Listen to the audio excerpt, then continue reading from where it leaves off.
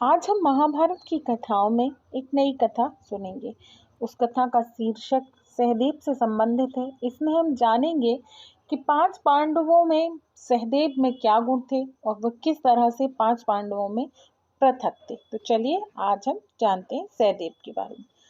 जब भी हम महाभारत की कथा सुनते और पढ़ते हैं तो उसमें हम 5 पांडवों युधिष्ठिर, भीम, अर्जुन, नकुल और सहदेव के बारे में जानते हैं। लेकिन जितना हम युधिष्ठिर, भीम और अर्जुन के बारे में जानते और सुनते हैं उतना हम नकुल और सहदेव जुड़वा भाइयों के बारे में नहीं सुनते और ना ही जानते हैं। तो आज चलिए मैं जुड़वा भाइयों में से एक और पांडवों में सबसे छोटे सहदेव के जीवन से कुछ अनकहे और अनसुने किस्से पर आप लोगों के साथ चर्चा करेंगे। चलिए शुरू करें।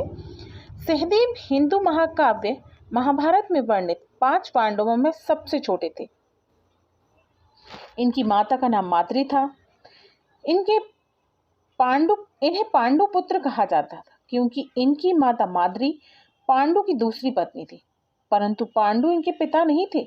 ये माद्री और अश्विनी के पुत्र थे। अश्विनी 33 देवताओं में से एक देवता माने जाते हैं। आइए अब जानते हैं कि सहदेव का जन्म कैसे हुआ। महाराज पांडु को ऋषि का श्राप मिलने के कारण वे इतने व्याकुल हो गए थे कि उनका मन राजपाट में नहीं लगता था। इस कारण महाराज पांडु अपना सारा राजपाट धृतराष्ट्र को सौंपकर वन में आ गए। उनके साथ उनकी दोनों पत्नियां भी थीं। पहली पत्नी कुंती अपने मिले वरदान के कारण 3 पुत्रों को जन्म दे चुकी थी, लेकिन पांडु की दूसरी पत्नी माद्री को कोई संतान नहीं थी और पांडु से भी संतान प्राप्ति की उम्मीद नहीं थी, क्योंकि ऋषि के कारण संतान प्राप्ति की कोशिश करने पर पांडु मृत्यु को प्राप्त कर सकते थे। यही कारण था कि माद्री दुखी और उदास रहने लगी थी। माद्री को संतान के लिए उदास और दुखी देखकर पांडु ने अपनी पहली पत्नी कुंती से कहा कि जैसे उसने अपने मेरे वरदान के मंत्र से 3 पुत्रों को प्राप्त किया है, वैसे ही वह माद्री को भी पुत्र की प्राप्ति करवा दे। कुंती ने कहा कि यह मंत्र मैंने वरदान स्वरूप प्राप्त किया है, इस कारण मैं माद्री को यह मंत्र तो नहीं बता सकती, लेकिन माद्री को संतान न होने की पीड़ा को मैं महसूस करती हूँ और उनकी पुत्र प्राप्ति में सहायता करने के लिए मैं तैयार हूँ। कुंती ने माद्री से कहा कि तुम किसी भी भगवान को बुलाकर उसके समान पुत्र को पा सकती हो। तुम भगवान का स्मरण करके उन्हें बुलाओ, मैं मंत्र का उच्चारण करती हूँ। माद्री को समझ में ही नहीं आ रहा था कि वह किस भगवान का स्मरण करे जिससे उन्हें सुंदर, बलशाली और ज्ञानी पुत्र की प्राप्ति हो। वह ऐसा सोच ही रही थी कि उनके मस्तिष्क में अश्विनी कुमारों की छवि अंकित हो गई। इधर अश्विनी कुमारों की छवि माद्री के मस्तिष्क में अंकित हो गई, उधर कुंती ने भी मंत्र का उच्चारण शुरू कर दिया। कुछ ही देर में अश्विनी कुमार प्रकट हो गए। उन्होंने माद्री को जुड़वा पुत्र दिए। इन्हीं जुड़वा पुत्रों का नाम नकुल और सहदेव रखा गया। अश्विनी पुत्र होने के कारण नकुल और सहदेव रूप, गुण और बुद्धि से संपन्न थे। कहा तो यह भी जाता है कि उस समय समस्त संसार में उन दोनों के समान कोई सुंदर नहीं था। सहदेव की धर्मपिता पांडु अपने 5 पुत्रों को समस्त गुणों में पारंगत करना चाहते थे। वे चाहते थे कि मैं अपने जीवन काल में जितना भी ज्ञान और गुण प्राप्त किया हूँ वह सभी मेरे पुत्रों को प्राप्त हो जाए। इसीलिए उन्होंने अपनी मृत्यु से पूर्व ही अपने पुत्रों को अपनी अंतिम इच्छा बताई थी। 5 पांडव अपने पिता के शरीर के टुकड़ों से ज्ञान प्राप्त कर सकते हैं। पांडु की मृत्यु के पश्चात अपने पिता के शरीर के टुकड़े करके ज्ञान प्राप्त करने का साहस जिन्होंने किया वे माद्री और अश्विनी पुत्र सहदेव ही थे। सहदेव ने ही साहस करते हुए अपने पिता की इच्छा का पालन किया। पहले टुकड़े से सहदेव को इतिहास का ज्ञान प्राप्त हुआ, दूसरे टुकड़े से सहदेव को वर्तमान और तीसरे टुकड़े से भविष्य देखने की शक्ति प्राप्त हुई।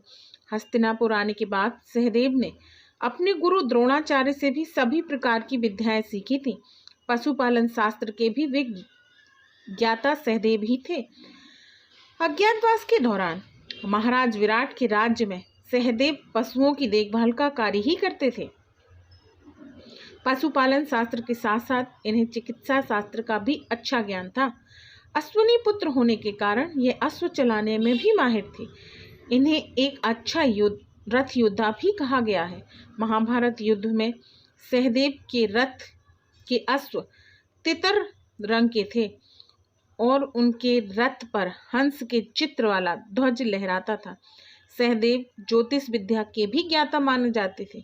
उन्हें भविष्य में होने वाली घटना पहले से ही ज्ञात रहती थी।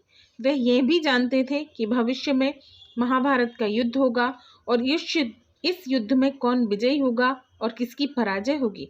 यहाँ तक कि वह यह भी जानते थे कि इस युद्ध में कौन किसके हाथों मारा जाएगा। महाभारत का युद्ध आरंभ होने से पहले दुर्योधन ने सहदेव से युद्ध प्रारंभ करने का शुभ मुहूर्त भी पूछा था और सहदेव ने दुर्योधन को उनका शत्रु था यह बात जानते हुए दुर्योधन को शुभ मुहूर्त का समय बतलाया था। आज तक हम सभी यही जानते आ रहे हैं कि भगवान श्री कृष्ण ही केवल यह जानते थे कि महाभारत का युद्ध कब और कैसे और कहाँ होगा, लेकिन इन सभी बातों को पांडुपुत्र सहदेव भी जानते थे और भगवान श्री कृष्ण को इस बात का ज्ञान था कि सहदेव को यह सारी बातें ज्ञात हैं। भगवान श्री कृष्ण ने यह सोचकर कि कहीं निश्चित समय से पहले सहदेव इन सारी बातों को कहीं किसी को बता ना दे, इस कारण भगवान श्री कृष्ण ने सहदेव को डराया कि अगर वह इस बारे में किसी से बात करेंगे या किसी को कुछ बताएंगे तो तुरंत ही उनकी मृत्यु हो जाएगी। मृत्यु के भय से सहदेव ने भविष्य की बातें जानते हुए भी किसी को नहीं बताई।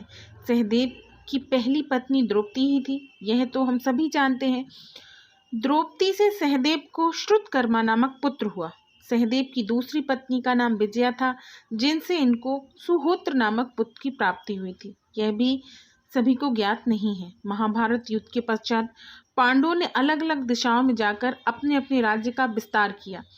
सहदेव ने तेतरपुर और पौरेश्वर राजाओं को परास्त कर दक्षिण भारत के समुद्र तटवर्ती राजाओं को युद्ध में पराजित करके शूपार्क, तालाकाट, दंडक, समुद्रदीप वासी, मलेच्छ, निषाद, पुरुषाद, कर्णावत्रम, नर राक्षसोनी, कालमुख, कोलगिरी, सुरभिपट्टम, ताम्रदीप, रामकर्णेवित और तिमिगल आदि राजाओं के राज को जीतकर अपने अधीन कर लिया था। कहा जाता है कि सहदेव की जब मृत्यु हुई उनकी उम्र 105 वर्ष की थी। अपने रूप और गुणों पर घमंड करने के कारण ही स्वर्ग जाने वाले रास्ते में ही सहदेव की मृत्यु हो गई थी। सहदेव के नाम से 3 ग्रंथ हैं, व्याधिशंक विमर्दनम, अग्निश्रोत और शकुन परीक्षा। महाभारत की अन्य पौराणिक कथाओं के लिए मेरे चैनल को प्लीज़ शेयर एंड सब्सक्राइब करें।